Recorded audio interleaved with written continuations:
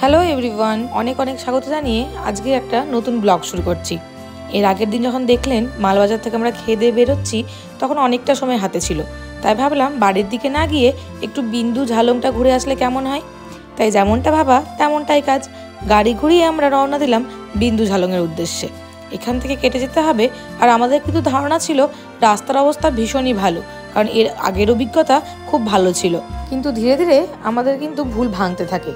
আমরা আস্তে আস্তে যত দূরটা এগোতে থাকি বুঝতে পারি রাস্তার কাজ চলছে, আর মনে মনে ভাবি হয়তো কিছুটা এগোলেই রাস্তা ঠিক হয়ে যাবে।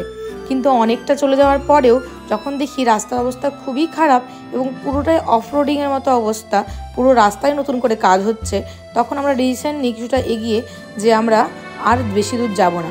কারণ যদি রাস্তা ভালো থাকতো তাহলে আমরা হয়তো দিনের বেলা গিয়ে হয়তো সন্ধ্যের মধ্যেই ঘুরে আসতে পারতাম। কিন্তু যেহেতু রাস্তার অবস্থা ভালো নয় আর জঙ্গলের মধ্যে দিয়েই পুরো রাস্তাটা, যাবো আবার আসবো অনেকটা রিস্কি হয়ে যাচ্ছে। আর গাড়িতে ফুল ফ্যামিলি আমরা, তার মধ্যে আমরা মোটামুটি সবাই ঘুমিয়ে পড়েছিলাম, শুধুমাত্র বাবান আর বাবানের বাবাই জেগেছিল। এবার বেশ মনটা খারাপই হয়ে গেল। জঙ্গলের যে একটা শান্ত পরিবেশ, পরিষ্কার পরিচ্ছন্ন একটা পরিবেশ, সেটা কিন্তু এবার পাইনি। এবার এই রাস্তার কাজের জন্য চারিদিকে শুধু ধুলো আর ধুলো, চারিদিকে এত অস্বাস্থ্যকর মনে হচ্ছিল, ভালো লাগছিল না, মনটাই খারাপ হচ্ছিল। কিন্তু কিছু করার নেই, নতুন কিছু পাওয়ার জন্য তো কিছু প্রিয় জিনিসকে হারাতেই হয়, তাই না? ততক্ষণে সন্ধ্যা পড়ে গেছে এবং আমি আমার বান্ধবী, কাকিমা সবাই মিলেই চলে এসেছিলাম ছোটোখাটো কিছু জিনিসপত্র নেব। তাই এখন আমরা জলদাপাড়ার মধ্যেই সবারই ওই হস্তশিল্পের যে জিনিসপত্রগুলো ছিল সেই জিনিসগুলোই দেখছিলাম, আর সবাই সবার জন্য একটু একটু করে গিফট কিনছিলাম। আর বাচ্চারা তো কী যে আনন্দ পেয়েছে, এই বাটুল নিচ্ছে তো এই বাঁশি নিচ্ছে। আর আমরা আর যা হয় ঘর সংসারের জিনিসপত্র সবই কাঠের, ফুলদানি, চায় রাখার ট্রে, কাপ, ফল রাখার দানি, সব কিছুই খুব পছন্দ হচ্ছিল প্রত্যেকটা জিনিস। কিন্তু সবগুলো তো আর আনা যাবে না। ওখান থেকে বাজার সেরে এখন আমরা গাড়িতে করে শিলিগুড়ির পথে।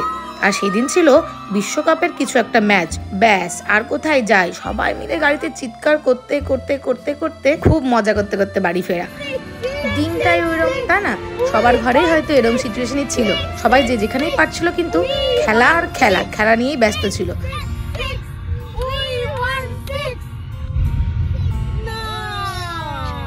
বাড়িতে এসেই শুরু হয়ে গেল গিফট দেওয়া নেওয়া।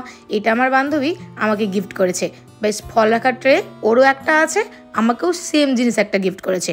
আর আমি ওকে দিয়েছি একটা, ওই যেখানে রাখা আছে হামল দিস্তা ছোট্ট, গোপালকে ভোগ দেওয়ার জন্য অনেক রান্নাবান্না করতে হয়, তার জন্যই ওটা দেওয়া। আর এদিকে বাটুল, পিঠ চুলকোনো একটা চিরুনি। আর ফাইনালি এখানে খেলা একদম শেষের দিকে, সবাই মিলে অনেকটা এনার্জি নিয়ে আর অনেকটা চিৎকার করে খেলা শেষ করলাম। আর সেদিনকে কিন্তু ইন্ডিয়া ম্যাচটা জিতে গেছিলো। আর রাত্রেবেলা ফ্রেশ হয়ে নিয়ে কিন্তু আমাদের এনার্জির একটু অভাব ছিল না, তাই আমরা চলে গেছিলাম রাতের ডিনারটা সারতে বাইরে।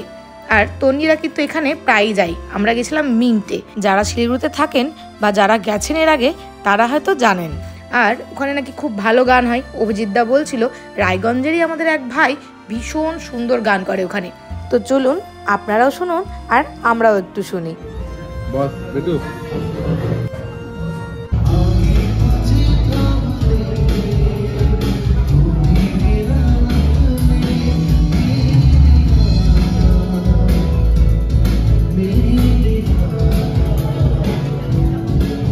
বাচ্চারা কিন্তু খুব খুশি হয়েছিল, দুই বাচ্চা মিলে খুব আনন্দ করেছে।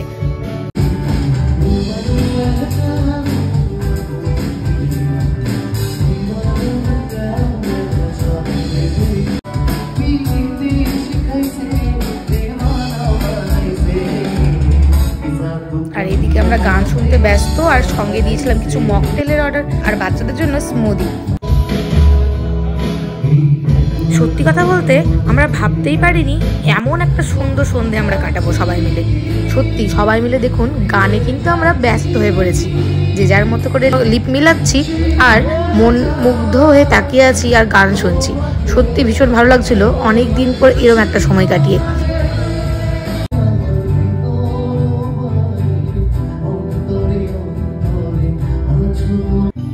আর এর মধ্যে কিন্তু আমাদের খাবার সার্ভ হয়ে গেছে। আমরা অর্ডার দিয়েছিলাম একটা মালাই টিক্কা পনির কাবাব, আর আরেকটা ছিল প্রন কিছু একটা, দেখো এখন মনে পড়ছে না কিন্তু সত্যি কথা খুব খুব টেস্টি ছিল। আমরা মকটেলের সাথে আমাদের স্টার্টারটা এনজয় করছিলাম, আর সঙ্গে তো আছেই মিউজিক। আর মিস্টার সরকারকে একবার দেখুন, ও বাবা, ও দারুণ আনন্দ পেয়েছে। অনেক দিন পর একটু ফ্রি হয়ে বাচ্চারা ঘুরতে পেরেছে, খুব মজা পেয়েছে। সঙ্গে তো বাচ্চাগুলোর কথা আর কী বা বলবো, আপনারা তো দেখতেই পাচ্ছেন পুরো ব্যাপারটা।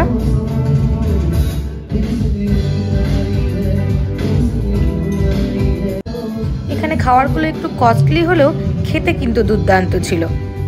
টাকা দেওয়ার পরে একদমই মনে হয়নি যে অনেকটা টাকা এমনি এমনি দিয়ে ফেললাম। খুব আনন্দ করলাম, লাস্টে সবাই মিলে একটু ডান্সও করলাম নিজেদের মতো করে। এগুলো কিন্তু সারা জীবন স্মৃতির পাতায় বন্ধ হয়ে থেকে যাবে। এভাবেই আমরা দেখব, আমরা যখন বয়স হয়ে যাবে তখন এগুলোই দেখে আস্তে আস্তে পুরোনো দিনের কথা মনে করব, আর মনে মনে অনেকটা আনন্দ পাবো।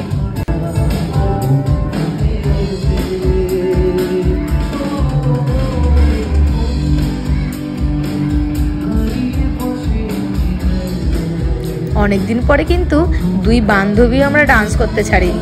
সেই ছোট্টবেলায় স্কুলে কিন্তু আমরা এভাবেই নাচ গান করতাম। ছোটবেলার দিনগুলোই একটা অন্যরকম মজা ছিল। বড় হয়েও মজা রয়েছে, তবে এটা আবার এক অন্যরকম অনুভূতি, সেটা কিন্তু বলে বোঝানোর মতো নয়। তাই যারা আমরা 90s কিড, তারা কিন্তু প্রত্যেকেই এখন সংসার, ধর্ম, বাচ্চা কাচ্চা, নিজেদের প্রফেশনাল লাইফ সব কিছু মিলেই কিন্তু একটা অন্যরকম অনুভূতি। যতই চেষ্টা করি না কেন, সেই পুরোনো দিনের ব্যাপারগুলো কিন্তু আর ফিরে আসে না। আমরা ওখানে মিন্ট থেকে বেরোনোর পর ওখানকার ম্যানেজার বাবু এত ভালো ছিলেন, উনি আমাদের উপরের ফ্লোরেও নিয়ে গেছিলেন ঘুরতে। এবার আমাদের লাস্ট একদম ডান্স হচ্ছে। বাপা, পেটু, মাম্মাম সবাই মিলে এবার বেরোনোর পালা, কারণ কালকে তো আবার ফেরা আছে, তাই চটপট চটপট করে বেরোতেও হবে।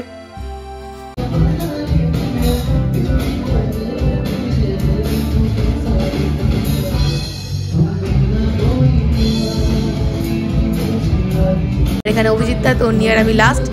একটু আনন্দ করার পর একদম বাড়ি, আর বেরিয়েই দেখছি দুটো চাও চাও শুয়ে আছে। এত ডাকার চেষ্টা করলাম, তারা কিন্তু কোনোভাবেই কোনো সাড়া উত্তর দিল না। আর আমরা আসার সময় বিরিয়ানি নিয়ে এসেছিলাম। সকাল সকাল উঠেই ডেজিকে দেখছিলাম, ডেজি কি করে।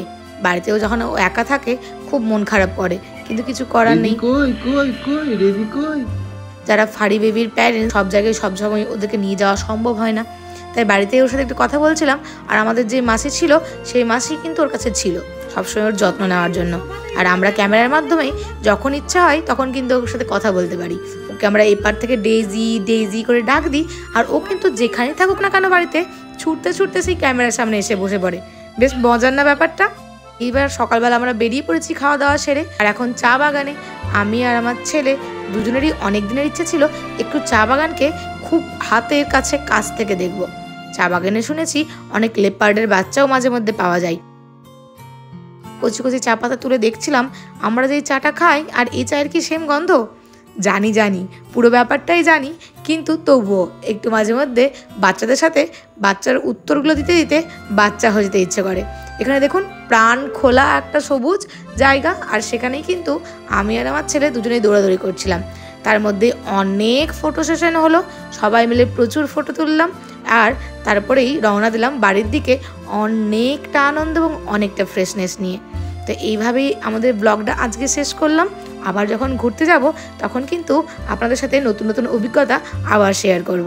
তো চলুন, আজকের মতো এখানেই ছাড়ছি। সবাই ভালো থাকবেন, সুস্থ থাকবেন, আর এভাবেই আমাদেরকে সাপোর্ট করবেন। যারা দেখছেন ফেসবুক থেকে, তারা কিন্তু ফলো করে দেবেন ব্লগটা ছাড়ার সময়, আর যারা ইউটিউব থেকে দেখছেন তারাও কিন্তু সাবস্ক্রাইব করতে ভুলবেন না। আর এখানে কিন্তু একজন মহিলা রাইডার যাচ্ছিল। তো চলুন, আজকের মতো টাটা, বাই বাই।